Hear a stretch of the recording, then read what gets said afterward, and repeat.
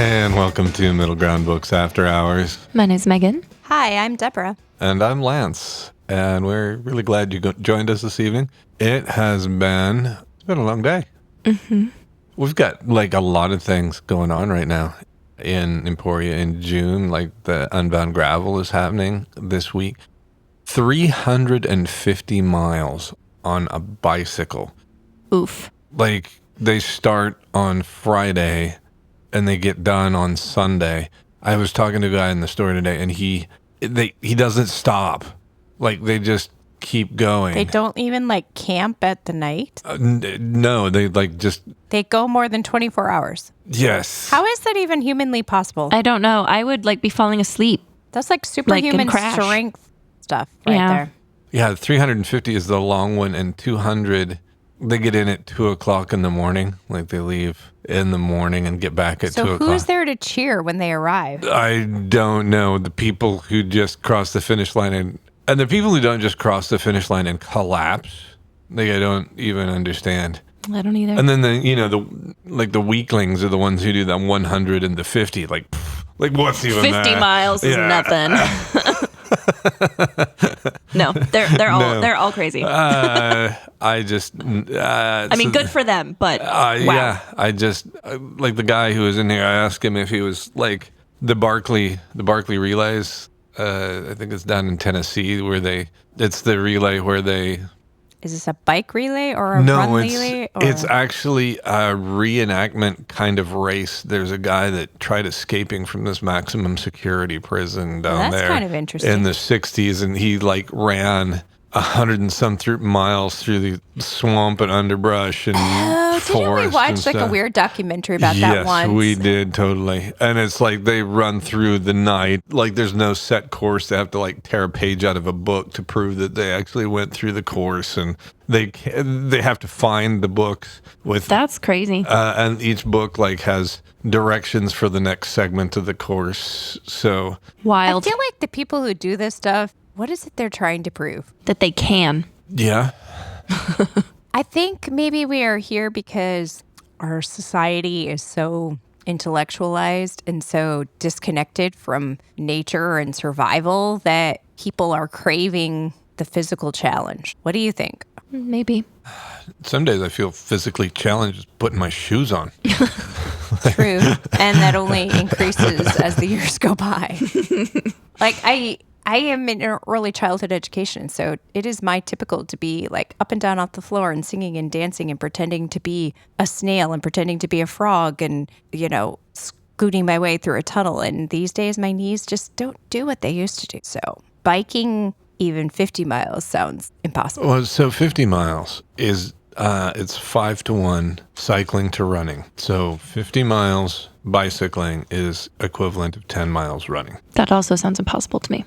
I think the most I've ever run without like a pause to walk or rest is 2 miles. I can barely make it 1. Yeah. Nope. Running is not for me. So, yes, gentle listener, this is kind of what's going to happen today. Like, it's going to be all over the place. But we have a number of things going on in the store this month. First, we're going to have the June Need More Books. This is just because it's spring cleaning time in Middle Ground Books, and we are trying to get some of the old stuff out so we can get some more new stuff in. We got a lot of things recently marked down on our discount shelf, and so this promotion will allow you to stack discounts on discounts. So yeah, I think come it's going shop to be our discount shelf. 5% for the second and 10% for the third, and then if you're going to do that more than that, we'll just talk. So the more you buy, the more you save. Yeah, 'cause they're already discounted, and then you get more discounts if you get more than one. So yeah, and I kind of wanted to appeal to your sense of pity, and that these books need good homes. Like they're trapped in the bookstore. They've been here so long. They need the island someone of to appreciate misfit them. books. Well, and we need to, make room for the great celebrations that we're going to be having for our 2-year anniversary. Woo-hoo! Yeah, when the party noises are on. I like... Middle Ground Books is now 2 years old. Hopefully we're going to make it on the 21st of June, which is a Sunday, which is also Father's Day. So lots going on that day. So also coming up in this month, we felt like we haven't done a very good job for all of our romance readers. Debra reads a lot of mysteries. Megan really prefers fantasy. I kind of read nonfiction a lot because nobody else really does, but also, the odd stuff.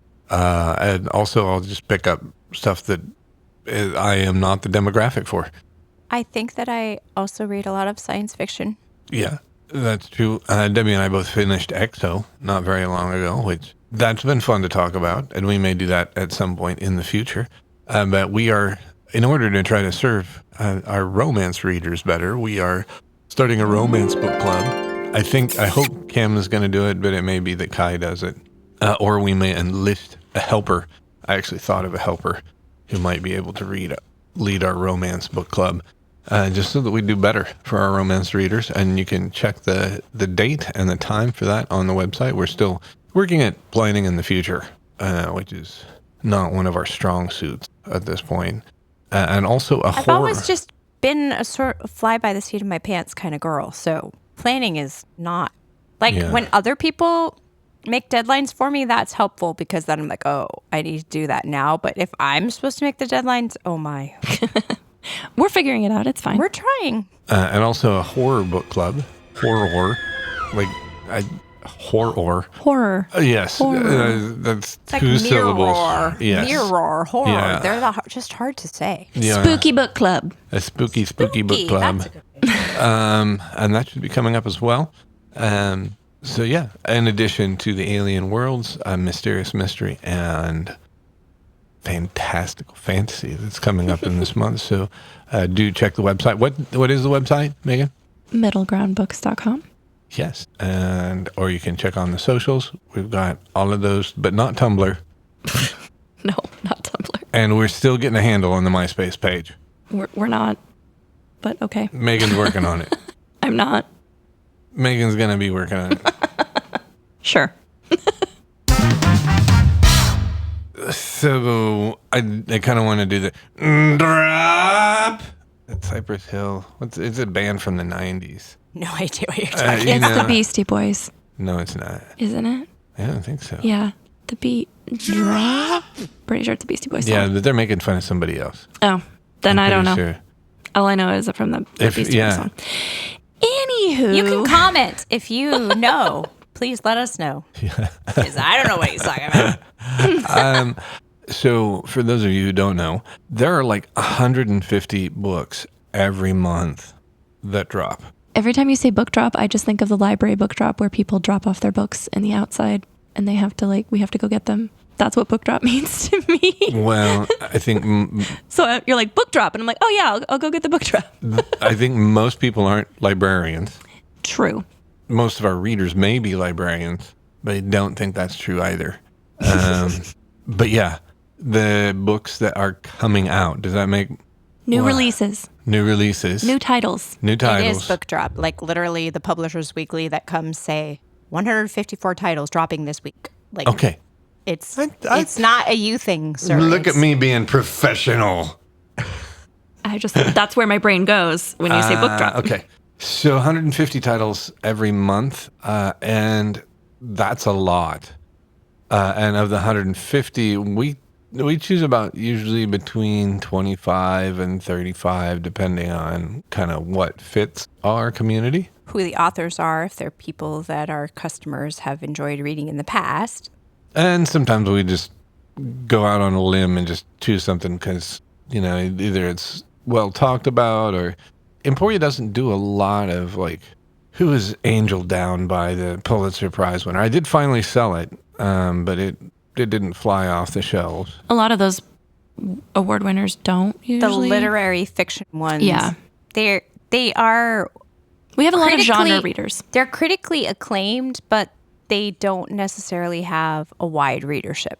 But we do have a handful of really sophisticated, especially older ladies that, that aren't listening to this podcast. But we have a handful of people that will, that want the literary stuff. That want the literary stuff. So we have got the ones that actually dropped on the 2nd which is in the past for you, but still in the future for us. Debbie, what you got 3, and what are they, and what's your pick of the? Or you got 4. Okay, so I have a cozy mystery, a guess romance, a historical fiction, and a literary fiction. So I think I would like to first read the description of the literary fiction. It's by Ann Patchett, and Ann Patchett is an author that I've not read yet, but like many people, like customers, readers who I respect have recommended Ann Patchett to me. And so when I saw that this one was going to be released this month, I was like, oh yeah. So I do have it on my TBR. I am planning to read it, but as I read the description, I was like, oh, I don't know how I feel about that. So let me just read it to you. It's called Whistler. It's by Ann Patchett, who she's written many other literary fiction books that are highly acclaimed. This is what it says. When Daphne Fuller and her husband Jonathan visit the Metropolitan Museum of Art, they notice an older white-haired gentleman following them. Okay, first of all, that's a little creepy. The man turns out to be Eddie Triplett, her former stepfather, who had been married to her mother for a little more than a year when Daphne was 9. Now 53, Daphne hasn't seen Eddie for many years, not since the fateful event that changed the direction of both their lives. Meeting again, time falls away. While their relationship was brief, it had a profound impact on them both. And now that they are reunited, they have no intention of ever being separated again. Whistler is a story about 2 adults looking back over the choices they made and the choices that were made for them. It's a story about bravery, memory, the often small yet unconsequential moments that define our lives, and the endless stream of loss that in time comes for us all. Beautiful in its simplicity, it is ultimately about how love endures and how the feeling of being known by one other person, even for a short period of time, can change everything. Okay, does anything bother either of you about this description? I was like, oh. I'm going to say I was spacing out a little bit. Great. Thanks for that It just response. it seems like more of a romantic thing. Right, but like yet the way that they're describing it is yeah. romantic, but she was like 9. Yeah. And it's creepy But to it me. might not be that. It just, I know, yeah. but like at the same time, like how much can an adult man and a 9-year-old see one another? Like, I don't know. I'm a little weirded out by the description. I still am going to give it a try because, as I said, I've had people that I respect recommend it to me. So I will check it out. But at the same time, I'm like, maybe it's just me and my triggers and my history, but I'm reading that description and going, okay, that's a little weird. But All right. so listeners, if you have read Ann Patchett and you have enjoyed her, I would love to hear your comments. Yeah, But- and you can do that at www.middlegroundbooks.com. Just click the contact. You can, if you're listening to this on YouTube, you can just Oh comment. yeah, that's a thing too. What about you, Megan? I mean, I can always find new books I want to read. Every week, there's more and more. But I guess the one out of this short list of the stuff that we've got coming in for June 2nd that I'm interested in is The Children by Melissa Albert. I've read a couple of her YA books and enjoyed them. Titles? The Hazelwood, it's a trilogy technically. Well, it's like a duo, and then there was like an additional book. So it was sort of a spooky, creepy fairy tale type book. So it's like do a halfology. So there's a book within the book, and that's what the third book is like the fairy tales that they reference in the other 2 books. So it's like Quidditch through the ages. And Yeah.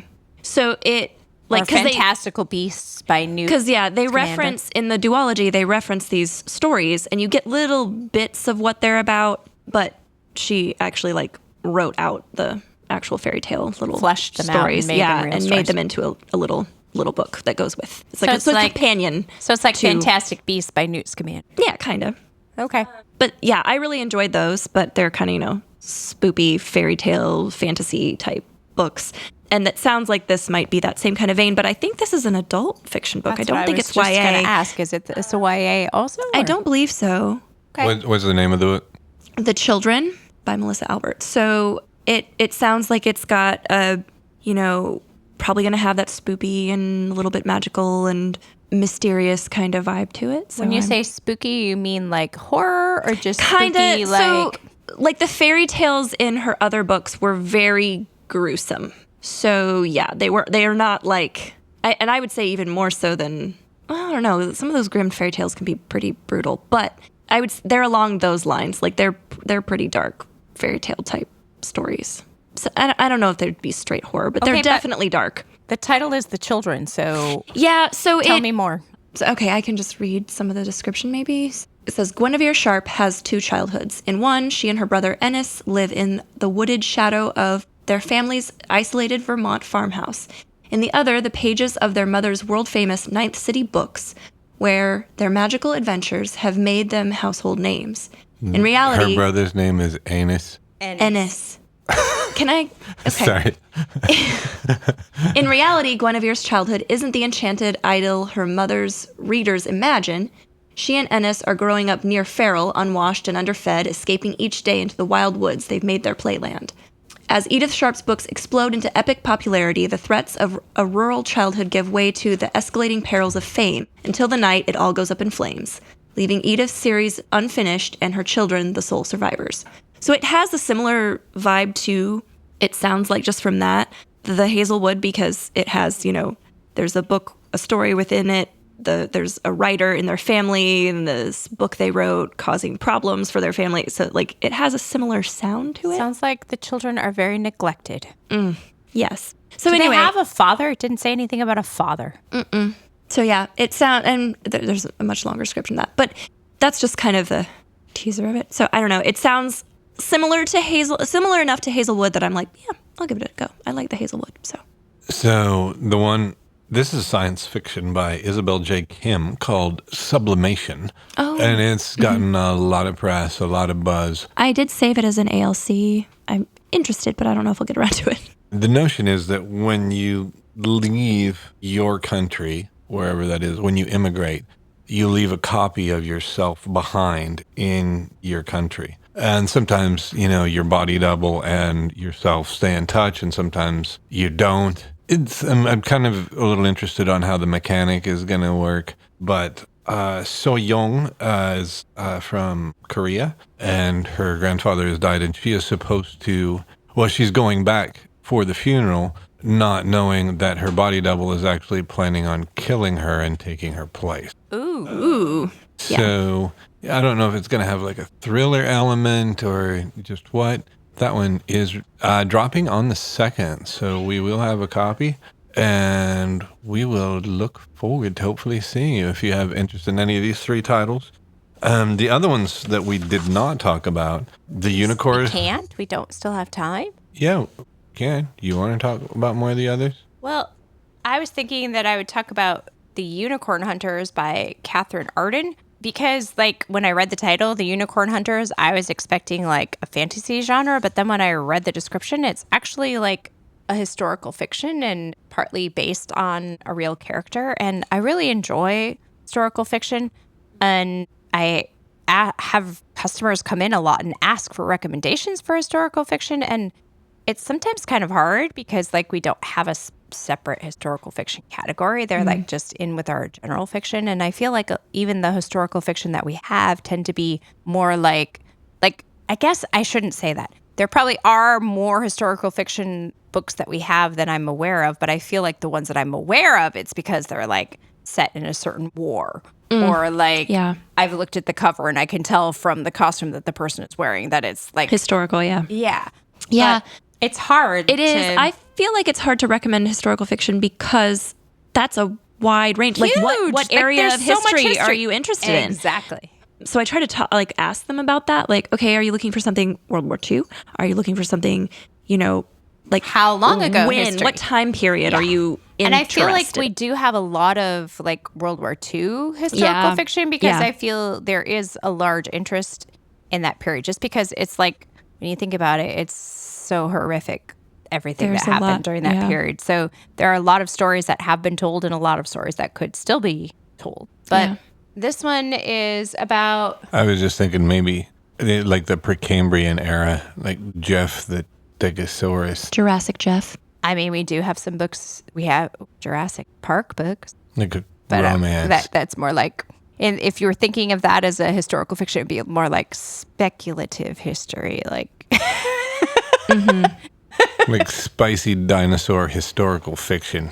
It probably exists somewhere out there. I mean, it's really creepy. We do have like those weird The monster romances. Yeah. The one time So our dear friend today, he and I have been talking about we should make a no Mance section. Just a section there's no romance in these books. And That's difficult. We talked about Nine Goblins. We had a podcast on that a little while ago. And it was kind of refreshing because No Mance. it's a no Mance. There's like zero romance in the book at all. And it was kind of fun. And then there was another customer who, like, even as we were talking about no Mance, they said, well, every good book has a romance in it. And she pointed out Lord of the Rings. That Lord of the Rings has, the relationship between... Okay, but that's just a relationship. There's literally no romance in the book. In the movie, they play that up way more than it is in the book. Well, but, I mean, the relationship between Aragorn and Arwen is a key motivator for Aragorn. And, like, even the relationship between Sam and Rosie, like, that is... You can understand that that's a motivator. Very minimal in the book. Very subtle. Like, there's no description or fleshing out. Like, not at all. Like, in the movie, they totally play that up because that's sort of like what audiences seem to want. But in the book, not so much. Okay, so the first question, I'm going to be just no help on this at all right now. What books are no Mance that are a good book that don't really have a significant romantic... let me change that. Any book within the last 10 years. Because I think going back like 20, 30, 40 years, especially you get into the classics, there are a lot of books that don't have a significant romantic element. I feel like if you do middle grade books, that's simple. But it seems like, especially, we've talked about it before, like all YA books, that's like kind of one of the main plot points because that's something that happens at that age. You sort of have your first romantic experience, So, Is the genre of romance just like the Borg in Star Trek now? You will be assimilated because we've got romantasy. And now we have like the romance is taking over horror because we have dark romance. Like, he's a serial killer, but I can change him. Like, okay, but the thing is, I feel like it's part of human experience that we seek love and to be loved. But anyway, your original question was what books do not. Yeah. I'm trying to think. I was even just like trying to look up like what book recommendations if you don't want to read romance. Doing your backwards hat research. Yeah. One that brought up was Project Hail Mary, which you recently read. Does it have any? Yeah, I guess. No, there really isn't any romance in that. Like, there is kind of a funny part where, like, the other scientists and people on Project Hail Mary kind of come to Dr. Grace and, like, think that he's having a romance with the woman in charge. And he's like, what? No, absolutely not. Like, there's nothing like that. So, yeah, that is an anti-romance. True. EXO, that is an interesting thing. EXO, the main character is... I think we can say May is the main character, and she is in her 80s. And I don't know whether it's right to... Science fiction, EXO is science fiction, but may have leanings toward, like, ecological horror. It's kind of in that direction. In another way, it is just a complete retelling of the Flatlands, only a lot better. Was that by Abbott? I think that was by Abbott. We've talked about that book a lot. But because the protagonist is in her 80s, like, the romance is all past tense. Like, she followed her husband to this back to Earth after Earth is being destroyed by this thing called the Call. There's no significant romantic element in that one. Okay, so this is a book that I've told you guys that I listened to and I did not really enjoy. It had, like, medieval torture that was described in too much detail for me. Yeah. Yuck. But the title of the book is The Lost Book of Elizabeth Barton by Jennifer N. Brown. And it actually, I'm like just, kind of looking through the list of books I've read recently. And this one doesn't have any romance. And it actually has an anti-romance because, like, the main character, so that it has two timelines. One that's, like, in the past at the time of King Henry and, like, Anne Boleyn and all of that. And then part of it that's in the 2020s. And the main character in the 2020s story, she like meets up with an old flame, and it's like a romance kind of rekindles, and it's really annoying. Like as it's happening, you're like, why are you even considering a relationship with this guy? And then it turns out that he's like totally a criminal, and he like ends up poisoning her and doing it's like, okay, so this really wasn't a romance. He was totally just seducing you so that he could reach his ends. So that was like an anti-romance, if anything. Oh, I've got one. Starter Villain by John Scalzi Oh, is a romance. Nope, there's no romance in that. I mean, the protagonist thinks he might get a romance. He totally... No. I shouldn't... That might be a little bit of a spoiler. But Starter Villain, also a romance. Yeah. There was also, I have only read the first one, but the Murderbot Diaries books by Martha Wells. That one is, I mean, it's about like this AI bot. So like, it's not even, like the main character isn't even human. So there's not really romance in that because he doesn't really get humans. Doesn't understand it. Yeah. So, they don't even talk about it. So the whole thing with Murderbot, he just wants to be left alone to watch his crappy TV shows and doesn't want to like relate to people. He just wants to be left alone. So definitely not a romance. So I feel like a couple of the titles that we have mentioned here have been Well, the sci-fi. thing is, a lot... So Green City Wars by Tchaikovsky, also totally not a romance. That one's like a sci-fi animal detective story. And After the Fall, which is another sci-fi that I just finished, also in romance. Fantasy, like specifically this customer was asking about fantasy. Oof. Without romance? Without romance. That's harder to come by. There wasn't really any in Blood Over Brighthaven. Like some people like thought that the two main characters like were interested, and there's like sort of a moment where you think they might be interested, but nothing really happens. It's not like explicit. Like there's no, like they care about each other, but it's not like there's not a romance. It's not lovey. I think Terry Pratchett, like... Oh, like the Discworld books. There's lots of Terry Pratchett. Depends on the book. But in like the ones that we've read, like Mort and the Hogfather and Yeah. Guards. Guards, there's a bit of one, though. The lady with the dragons and the captain. Yeah, but that's not really a big thing, is it? Not in that one. It's like at the very end. Okay, so our May mystery book club pick, Strange Buildings, was definitely, there was no romance in that. Just creepy mysteries. Well, yeah, and like there was not a single healthy family or healthy relationship in the whole book. It was all just like messed up families and messed up relationships. So there was no romance in that. Another one that comes up when I just look up things is The Silent Patient. Is that I'm not familiar.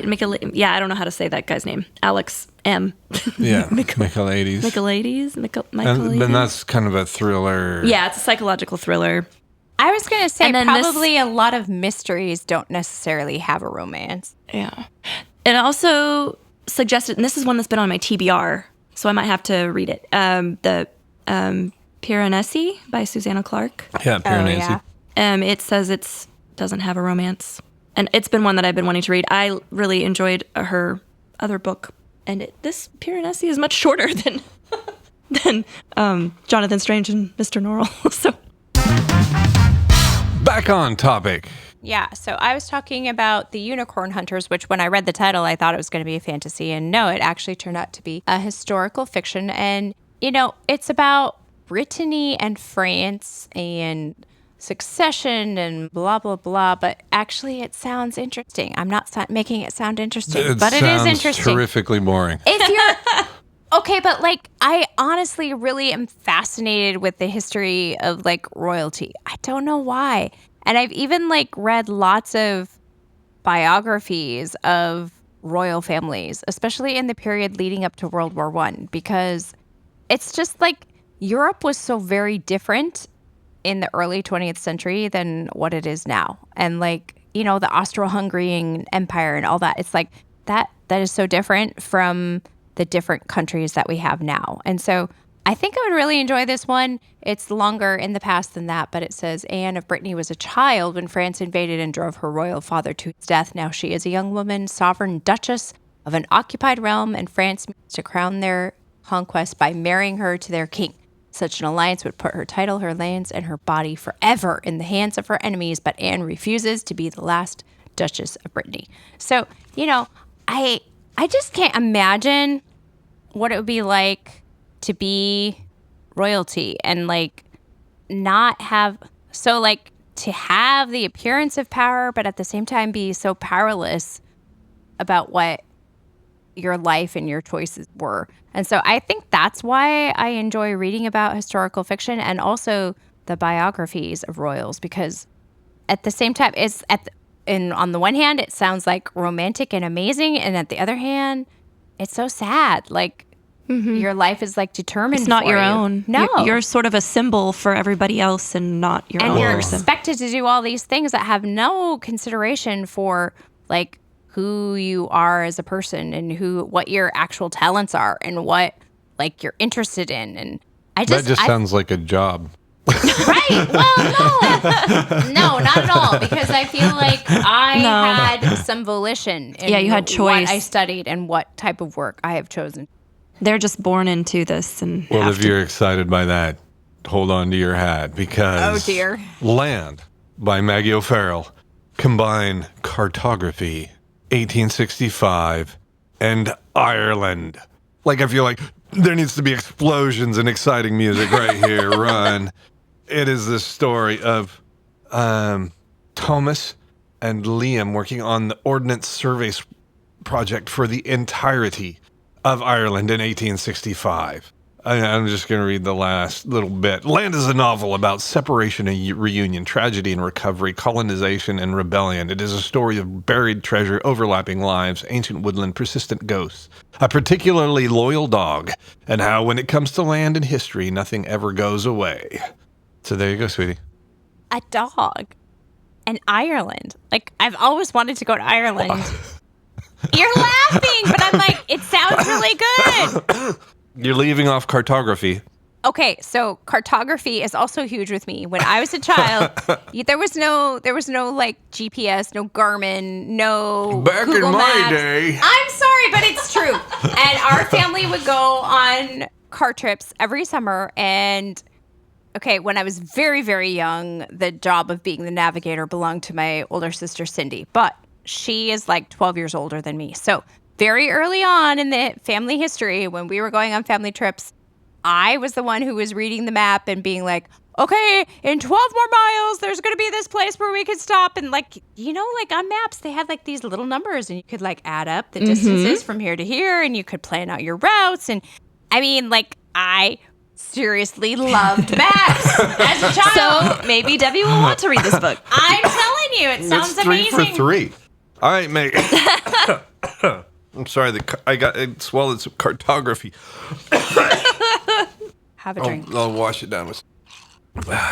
Megan is just right there. No, so this one, I don't know that I will read. It's another historical fiction, but I've heard good things about this author's book. So it's Daughters of the Sun and Moon by Lisa C. See who? Compton? I see you. Okay. Sorry. It has to do, I believe, with Chinese immigrants in the 1800s coming out west. And yeah, so probably going to be a lot of struggles for them because that's, historically what happened. I just don't read a lot of historical fiction because a lot of times it's sad. This already sounds sad. So you'd never read anything that's sad? No, not never, but I want to escape, man. I want some magic or something. So, yeah. All right.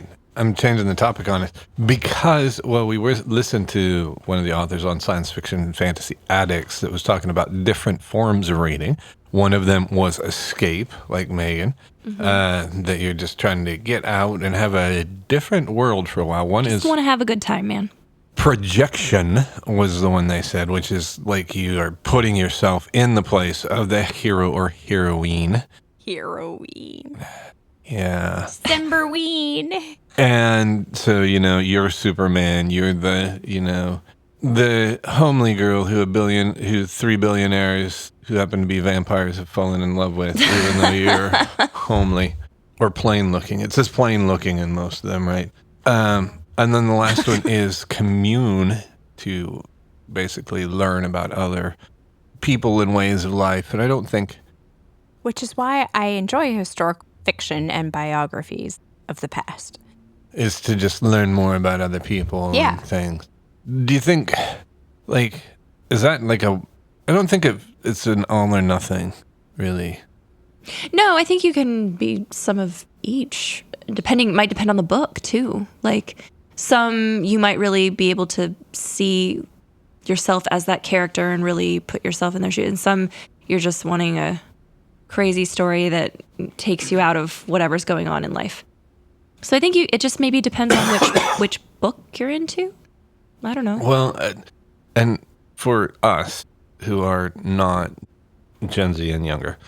So for Gen Z and younger, if any of you happen to be listening to this podcast, there was a thing when we were younger, and I think it's still going on, and it's called Harlequin. Oh dear.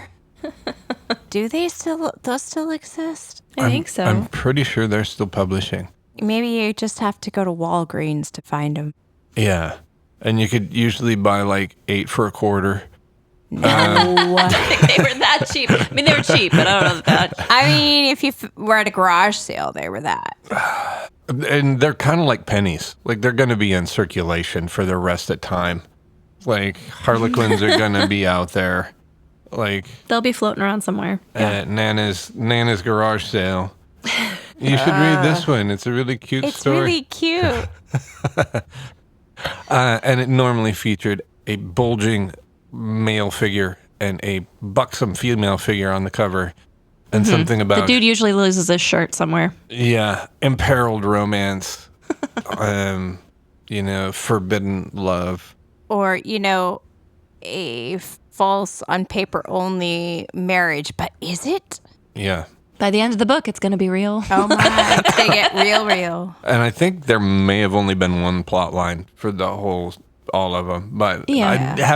never having read one, maybe that's going to be a challenge. Are you going to read a I don't Harlequin think romance? you need to do that. You already suffered through the pulp detective book. If we get 500 followers on YouTube, I'm reading a Harlequin. In fact, maybe we'll narrate a Harlequin. It's a challenge now, dear listeners. He's saying if you get our numbers to 500, he's going to read a Harlequin. Maybe we should read it out loud. It's like the teachers who are like, if we raise $600, I'll dye my hair purple, and you can dunk me and put pie in my face. And all the kids were like, absolutely, sign me up. I would totally want to put a pie in your face, teacher. So, listeners, if you're going, oh, yeah, we totally want to make Lance suffer through a Harlequin. If you want to try one, I don't recommend reading it on the podcast. No, do not. What, are grandma's stories a little steamy? They are spicy. Yes, they are. I mean, Grandma watches the Grandma's stories? Yeah, no. I've been really good at hijacking our whole Speaking of Grandma's stories, another one of the books Debbie. is dropping is a Golden Girls cozy romance. Okay, so romance or mystery. Sorry. Mystery. I mean, it's Blanche. Blanche will probably hook up with somebody. Well, no, it's about someone she hooked up with in the past. See? Romance. Okay, so what's happening in this book is that they have gone on a trip, and when they arrive at the island where it says they disembark Party's ferry at a small Biscayne Bay island and meet their secretive host, the memories come flooding back. Blanche, a Radio City rockette in her 20s. He, the poor artist, could offer nothing but his love. So she ditched him. Fate drove them apart, but Declan, now a famous artist El Toro, professes that Blanche always been his muse. Well, dear listeners, the next day he turns up dead, and of course, Blanche is suspected. So the Golden Girls have to work together to prove that Blanche, though she is very promiscuous, is not a murderer. How, for my brother, for Christmas. We bought him. No, we didn't buy it for him. It was an advanced reader copy. No. We got him like the Fisher Price. The Fisher Weeble. Price. Okay, yeah, but we did give him a copy of the first Golden Girls Cozy Mystery. This is the second in the series of Golden Girls Cozy Mystery. So apparently the first one sold pretty well. How are the Golden Girls still a thing? I don't know. It's crazy They to me. still are beloved. Yeah. They just are. I don't know. They're like the Spice Girls, only Older. With curly permed blue hair. they're like a cross between the Spice Girls and the California Raisins.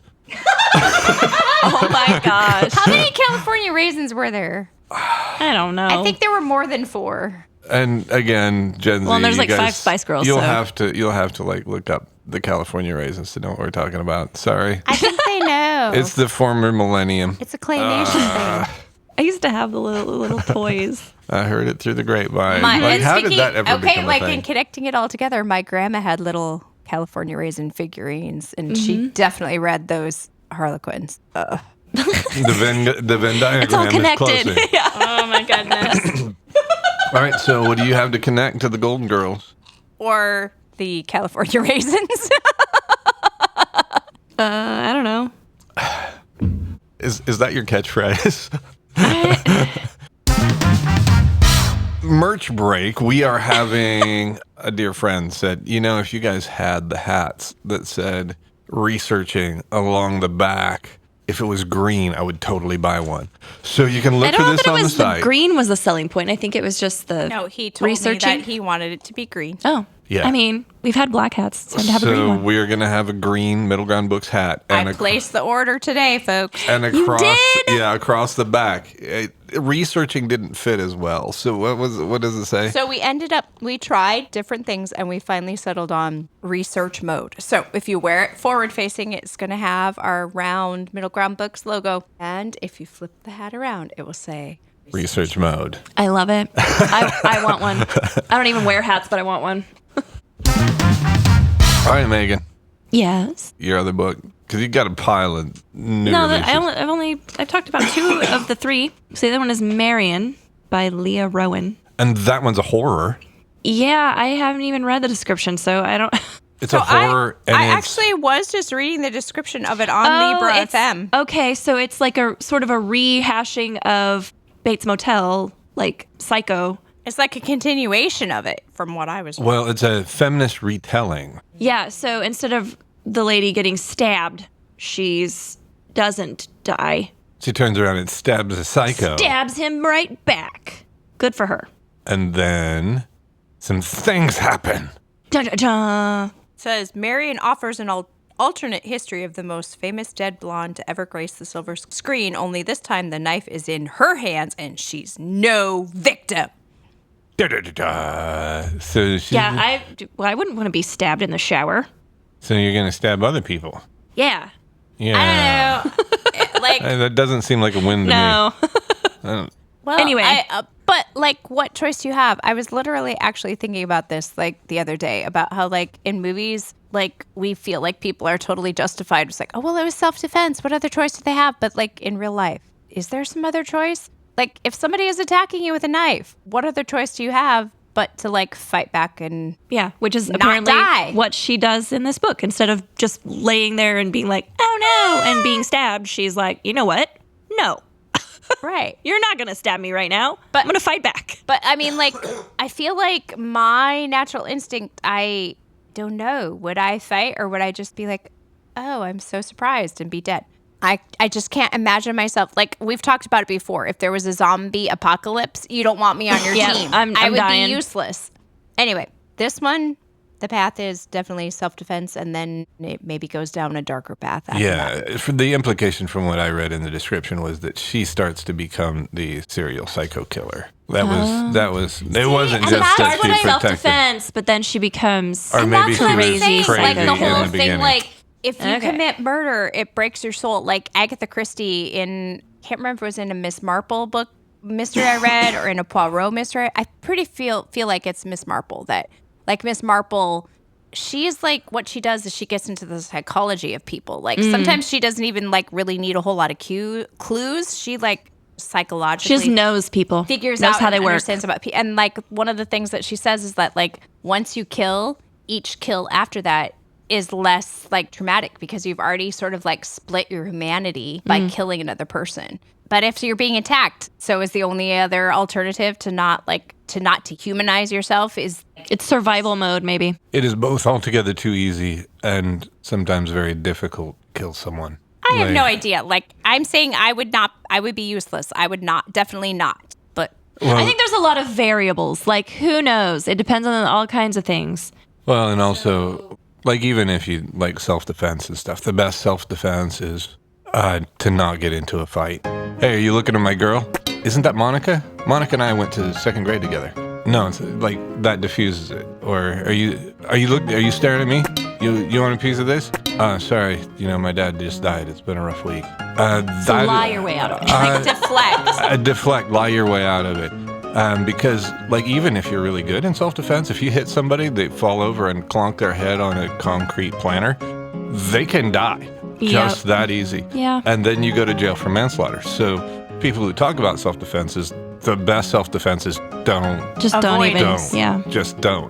But at the same time, like, if someone's attacking you, it's probably not going to be you stab them once they die. Well, but I guess like what you're saying is you're answering my question. You're saying there is a third path. You just avoid. In the case of, if you have that as an option, like, Yeah, it might not be an option, I suppose. yeah. And in the case of the base motel, you're naked in a shower. Somebody comes up on you with a knife. It's Not got probably a lot of- hey, can we talk, friend? That's probably not it. I think you wandered into the wrong bathroom. I'm sorry, I'm showering now. I think you meant to stab the person in room 202. But along the horror line, what? Say it out loud, Megan. Muñeca. Muñeca. A vivid, surreal gothic. What's a gothic, by the way? So, Dark. yeah, it's usually... I was actually just watching a video about how, like, Southern Gothic is very different from any other type of Gothic novel. So, but it's And- not a warring tribe that invaded Europe. No, and it has nothing to do with the Goths. Or I was going to wonder, like, so is there Visigothic It's a historical as well? fiction. So, I mean, Gothic usually blends, like, romance and horror and mystery, and, like, it's got very atmospheric, spooky setting. Black hair dye, white skin. I mean, maybe, Heavy but guitars. and usually there's a lot of psychological, like, scary, like, did you ever read Rebecca? No. Oh, okay. Well, you should, because it's really good. But It's gothic. it would be a Gothic novel, yes. So it's horror? Horror? Not really. It's Gothic. It's Gothic. It's gothic horror. It blends some elements of romance, horror, and mystery, and like usually there's like a spooky, isolated setting you're in. Like it's more like psychological horror, I feel like usually, than straight up stabby, but that not necessarily. Like so it just So it's combines, like a live action Scooby-Doo movie. maybe. there's sometimes a supernatural or uncanny Scooby-Doo component. has a laugh track. There's usually like, the setting is usually very isolated and like remote and like creepy old house that's falling apart, or like there's usually the setting is kind of important, I feel like. So a vivid, surreal gothic about a queer Latina working class witch who sets out to rescue bespelled heiress and loses control of her powers and her heart in the process. Reading this, it read just a tiny bit like Stephen King's Misery, but not quite along that line. If you have a good definition of what makes a book gothic, let us know in the comments. Or if you have any great, like, if you have your favorite no-mance, or if you've written a no-mance. Yes. Tell us a great book that's, a great plot, a great character, but it's a no-mance, especially in the genre of fantasy, because we have customers asking for that all the time. Let us know. Also this month, do you need more books? Come in, check out the selection of discount books. We will have another Tuesday drop happening already. We'll have one on the 2nd, and then the next one will follow on the 9th. And book clubs with Debra happening every Saturday at... You mean Story time? Yes. Family story time. Family story time with Debra. That's what I did mean to say with my mouth. every Saturday at 11 a.m., you are welcome to join us for family story time. Deep cleansing breaths. So until next time, We'll meet you in the middle.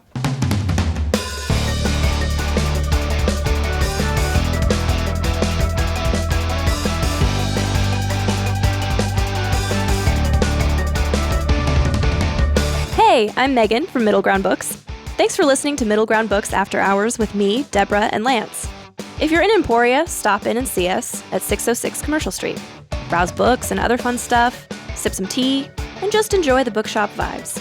Middle Ground Books After Hours is produced and remotely engineered by Cosmic Atom Sound Studios, producing the vision and making it sound. Cosmic Atom Sound Studios. Let's come together and build something new. Thanks again for listening, and until next time, we'll meet you in the middle.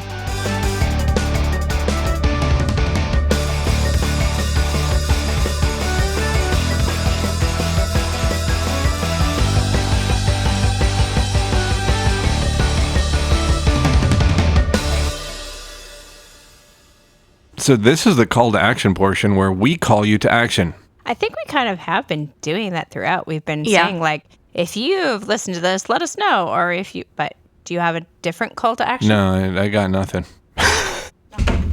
And after Megan just uses her microphone as a punching bag, we've already gone way over. Sorry, Ron. Great. Guess you have some editing to do. Chop it, be I don't know brutal. how good this please was chop to it. begin with. Put us on the chopping block. Yeah, We're ready. don't think you need to save every scrap of this because